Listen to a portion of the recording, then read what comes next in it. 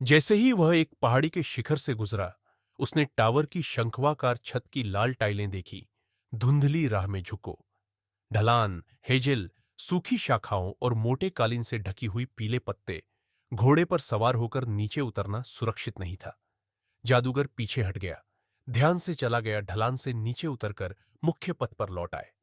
वह धीरे धीरे दौड़ा, बीच बीच में घोड़े को रोकता रहा और बार बार काठी से लटकते हुए पटरियों की तलाश करने लगा। घोड़ी ने अपना सिर उछाला, बेतहाशा हिनहिनाया, पैर हिलाया और रास्ते पर नाचती हुई एक लात मारी। सूखे पत्तों का तूफान। गेराल्ट ने अपना बायां हाथ घोड़े की गर्दन के चारों ओर लपेटकर अपना दाहिना हाथ घुमाया। हाथ उंगलियां एक्सिया के चिन्ह में व्यवस्थित माउंट के सिर के ऊपर। जैसे ही वह फुसफुसाया मंत्रोच्चार, क्या यह सब उतना ही बुरा है? वह इधर उधर देखते हुए बड़बड़ाया और संकेत वापस नहीं लिया। आसान, रोच, आसान। आकर्षण ने तेजी से काम किया, लेकिन घोड़ी अपनी एड़ी से उकसाए जाने पर अनिच्छा से आगे बढ़ी।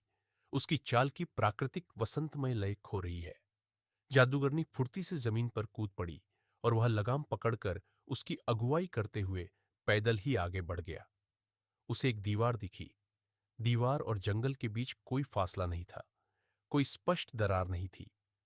युवा पेड़ और जुनिपर की झाड़ियों ने अपनी पत्तियों को आईवी और जंगली लताओं के साथ जोड़ दिया, जो पत्थर के काम से चिपकी हुई थी। गेराल्ट ने ऊपर देखा। उसी क्षण उसे अपनी गर्दन पर एक चुभन महसूस हुई, मानो कोई अदृश्य मुलायम चुभन हो। जीव ने उसकी गर्दन को पकड़ लिया था और वहां के बाल उठा दिए थे। उस पर नजर रखी जा रही थी। वह सहजता से घूम गया। रोच ने सूंघा। उसकी गर्दन की मांसपेशियां हिल गईं, नीचे खिसक गई उसकी त्वचा।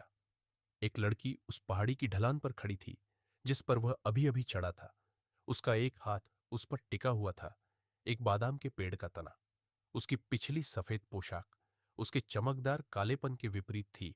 बिखरे हुए बाल उसके कंधों तक गिर रहे थे। ऐसा लग रहा था कि वह मुस्कुरा रही है, लेकिन वह बहुत दूर थी सुनिश्चित होना। नमस्कार, उसने मैत्रीपूर्ण मुद्रा में हाथ उठाते हुए कहा। उसने लड़की की ओर एक कदम बढ़ाया। वह उसकी हरकतों का अनुसरण करते हुए अपना सिर थोड़ा घुमाया। उसका चेहरा पीला पड़ गया था। उसकी आंखें काली थीं, विशाल। मुस्कान, अगर वह मुस्कान होती, उसके चेहरे से ऐसे गायब हो गई जैसे मिटा दी गई हो एक कपड़े के साथ। गेराल्ट ने एक और कदम उठाया। पैरों के नीचे से पत्तियां सरसराने लगी और लड़की नीचे की ओर भाग गई, हैजल झाड़ियों के बीच उड़ते हुए हिरण की तरह ढलान। वह एक सफेद लकीर से अधिक कुछ नहीं थी। वह जंगल की गहराई में गायब हो गई। लंबी पोशाक उनकी सहजता को रोकती नहीं दिखी, कम से कम आंदोलन का। रोच ने उत्सुकता से अपना सिर उछालते हुए हिनहिनाया। गेराल्ट अभी भी सहज भाव से जंगल को देख रहा है, उसे फिर से संकेत से शांत किया। वह घोड़ी को लगाम से खींचते हुए धीरे धीरे चलने लगा, दीवार कमर तक बोझ के बीच से गुजरती हुई। वह लोहे की फिटिंग और जंग लगे कब्जों वाले बड़े पीतल से सुसज्जित एक मजबूत गेट के पास आया। नौकर एक पल की झिझक के बाद गेराल्ट ने आगे बढ़कर धूमिल अंगूठी को छू लिया। वह जैसे ही उसी क्षण चीख, खड़खड़ाहट और आवाज के साथ गेट खुला, तुरंत वापस कूद गया। घास, पत्थरों और शाखाओं के गुच्छों को अलग करना। इसके पीछे कोई नहीं था।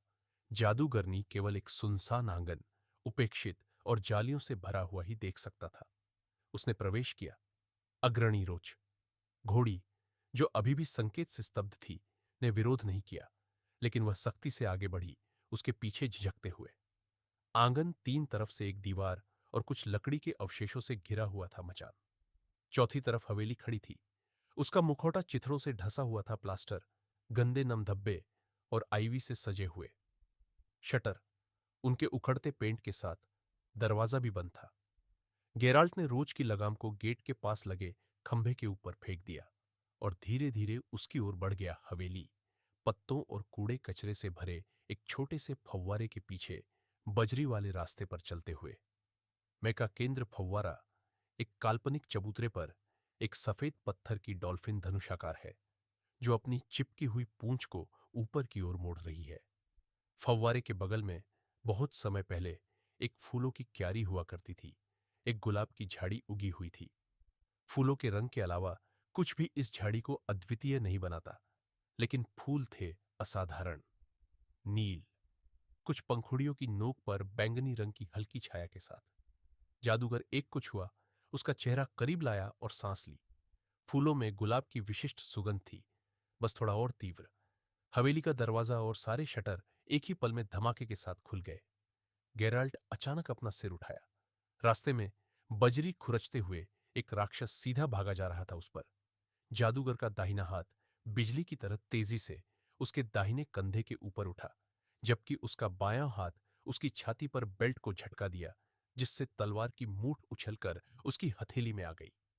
ब्लेड छलांग एक फुसफुसाहट के साथ म्यान से एक छोटा चमकदार अर्धवृत्त का पता लगाया और जम गया लक्ष्य बिंदु चार्ज करने वाले जानवर पर।